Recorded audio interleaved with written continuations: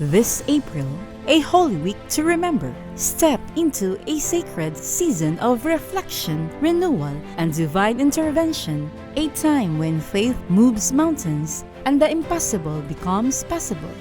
Join us for a special series of preaching episodes, the Holy Week Special, and experience a powerful opportunity to witness God's miraculous hand at work in your life. Ano po ang forgiveness? It is expressing the love of God and understanding those who sin. It is available to you anytime you want it. Again, 24/7, day and night and day, in any place, in any season, in any situation. At in-offer sa atin ng libre ang kapatawaran ng ating kaligtasan. Ito pong kriminal ay nakapasok sa langit. Bakit po ito amazing? Na hindi po siya nakahingi ng tawad. Hindi po siya nabautismuhan sa tubig. Pero siya po'y binigyan ng Lord ng assurance kaagad. Siya po ay papasok sa langit. What a statement today. I assure you, you will be with me in paradise. Dito po makikita po natin ang puso po ng Panginoong Jesucristo, punong-puno po ng concern sa mga nanay. Huwag lang nating sabihin sila po ang ating ina, kundi maintindihan po natin yung sakripisyo ng ating pong mga ina. Kasi mahal ka niya. Father, why have you forsaken me? Wala pong kasalanan si Jesus kahit kalahati. Siya po'y perfecto, sinless. At kung bakit hindi po siya natulungan ng Ama, sapagat ang kasalanan ng mundo ay nakadagan sa Kanya. Kinuha niya.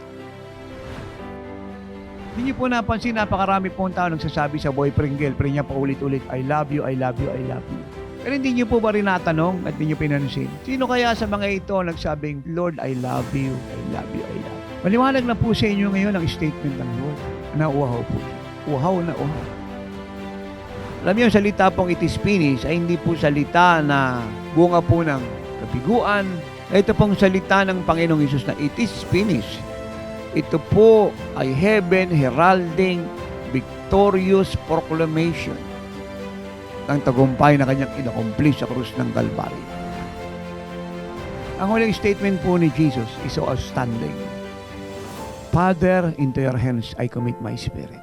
Alam ni Jesus na ang God the Father lang ang pwedeng bumuhay sa Kanya. Wala nang iba. Si Jesus lang ang may kakayang iligtas ang kaluluwa mo. This is more than just a special series. It's a divine appointment for transformation. Whether you believe for healing, breakthrough, restoration, or a fresh encounter with God, now is the time to open your heart, raise your expectations, and walk boldly into the fullness of what God has prepared for you. Don't miss this life-changing season.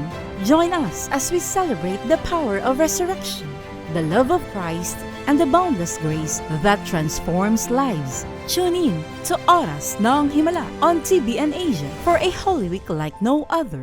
Expect the miraculous. Believe the impossible. This is your time.